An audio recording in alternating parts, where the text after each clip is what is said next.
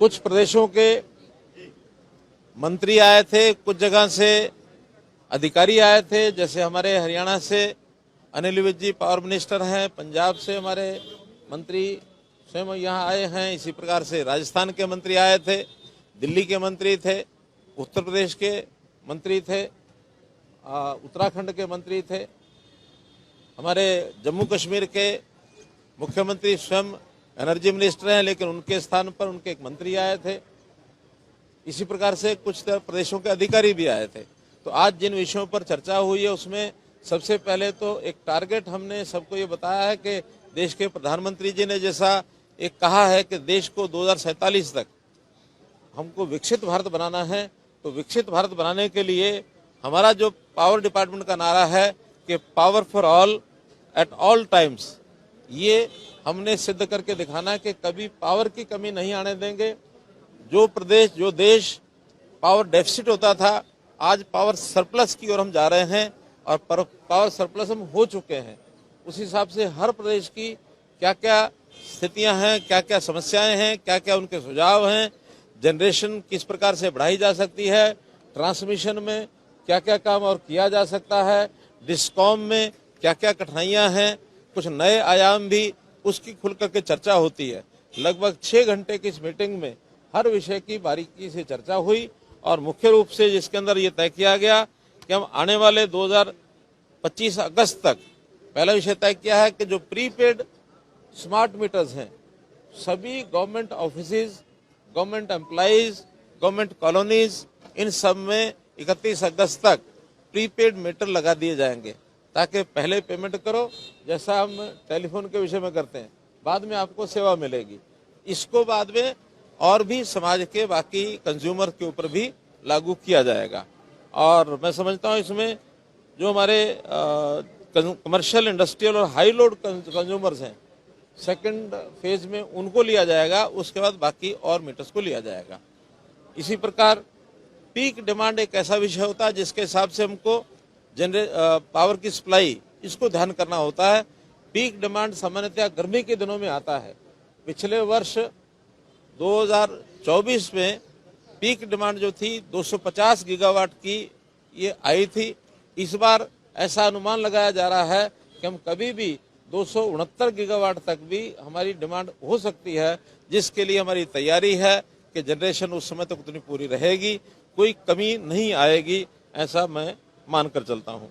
हमारे यहाँ inter state transmission system, क्योंकि स्टेट्स को अपना जो ट्रांसमिशन सिस्टम बनाना होता है उसको किस प्रकार से और मजबूत किया जाए, और उसमें भी टैरिफ बेस्ड कॉम्पिटिटिव बिडिंग के ऊपर और इस सिस्टम को लाया जाए, ताकि एक उचित दाम के ऊपर और ट्रांसमिशन लाइंस प्राइवेट जो पार्टनर्स हैं हमारे, वो भी इसमें आ सके और इसी आधार पर कंपटीशन में स्टेट्स और प्राइवेट पार्टनर्स पीपीपी के मॉडल के ऊपर और इस ट्रांसमिशन लाइन में आ सकें, इसकी ओर हम ध्यान कर रहे हैं। जहां तक इंफ्रास्ट्रक्चर की कुल मिलाकर इन्वेस्टमेंट का विषय है, इन्वेस्टमेंट सारे देश भर में 2032 तक ऐसा अनुमान है कि 45 लाख करोड़ रुपए की इन्वेस्टमेंट होने वाली है। बड़े इन्वेस्टमेंट का विषय है। प्रदेश भी अपने पास से इन्वेस्टमेंट करें। केंद्र ने 1.5 लाख करोड़ रुपया और एक 50 साल के लिए फ्री ऑफ इंटरेस्ट कॉस्ट ये जारी किया है। इस इंफ्रास्ट्रक्चर के लिए उस पैसे का स्टेट्स उपयोग करें, ऐसा सबको बता दिया गया है। सभी राज्यों के लिए 1.5 लाख करोड़ रुपया ये कॉस्ट यानी फ्री ऑफ इंटरेस्ट कॉस्ट 50 साल के लिए ये लोन दिया जाता है, जिसमें स्टेट्स अपने ढंग से उसको उपयोग करेंगी। तो उसके लिए पावर की लाइंस के लिए भी उसका उपयोग किया जा सकता है, ऐसी जानकारी इनको दी है सबको।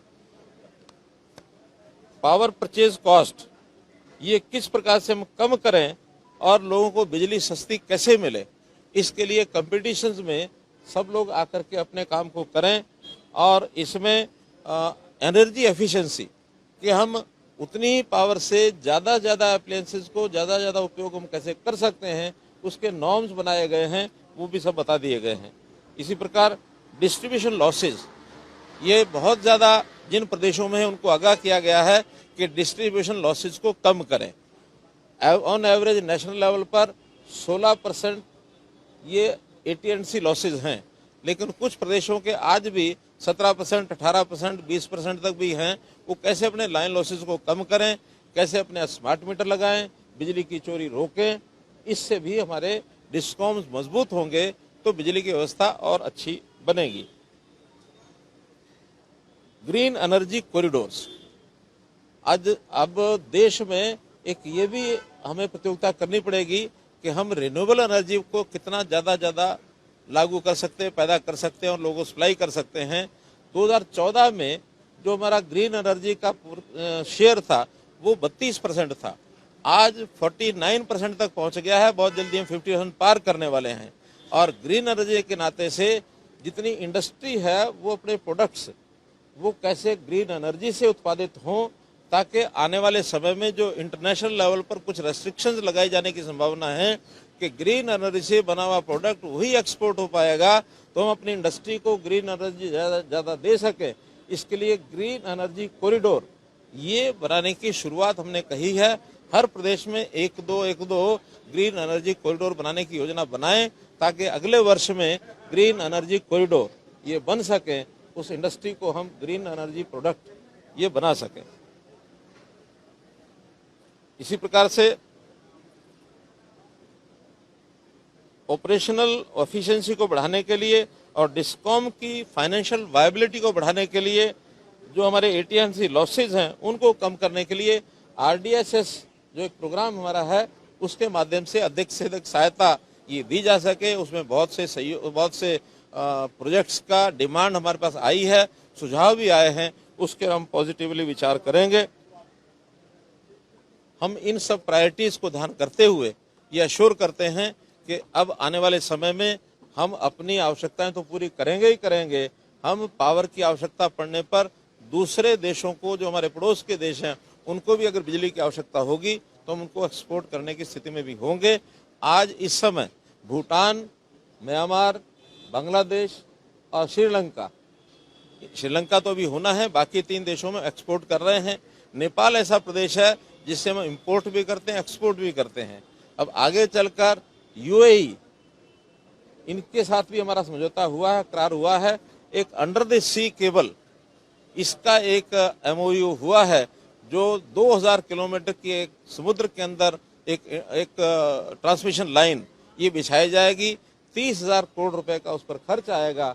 ये अभी पाइपलाइन में है इस विषय को, और मैं समझता हूँ इसकी सफलता मिलने के बाद हम इंटरनेशनल लेवल पर एक बड़ा कदम पावर सप्लाई का, जो टू एंड फ्रो इंपोर्ट भी कर सकते हैं, एक्सपोर्ट भी कर सकते हैं, इस लाइन पर भी हम काम कर रहे हैं। कुल मिलाकर के पिछले 1 वर्ष में पावर डिपार्टमेंट में पर्याप्त काम हुए हैं।